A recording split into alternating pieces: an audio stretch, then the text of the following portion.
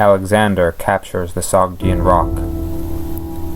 News had come in that a large number of the natives had taken refuge on the rock of Sogdia, and among them the wife and daughters of Oxyartes the Bactrian, who had himself refused to submit to Alexander, and had chosen this refuge for his family in the belief that the rock was impregnable.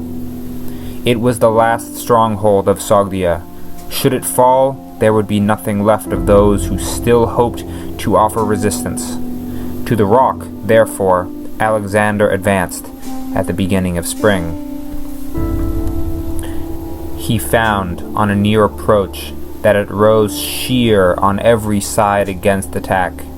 The natives had provisioned it for a long siege, and deep snow on its summit caused the double disadvantage of making the ascent more awkward for the Macedonians and of ensuring the defenders an unlimited supply of water. Nonetheless, Alexander determined on assault. In point of fact, the reason for his determination was something the natives had said, an offensive bit of bragging which made him angry and put him on his mettle. He had called on them to discuss terms, and offered to allow them to return unmolested to their homes on condition of surrendering the stronghold, but their answer was to offer a shout of laughter. Then, in their barbaric lingo, they told Alexander to forge soldiers with wings to capture the rock for him, as no other sort of person could cause them the least anxiety. As a result of this, Alexander proclaimed that he would give a prize of 12 talents to the first man up, and of 11 to the second, and 10 to the third, and so on to the 12th, who would receive 300 gold derricks.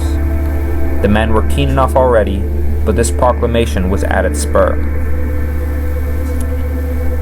There were some 300 men who in previous sieges had had experience in rock climbing. Those now assembled. They had provided themselves with small iron tent pegs, which they proposed to drive into the snow where it was frozen hard, or into any bit of earth they might come across. And they had attached to the pegs strong flaxen lines. The party set off under cover of darkness to the steepest parts of the rock face, which they knew was least likely to be guarded.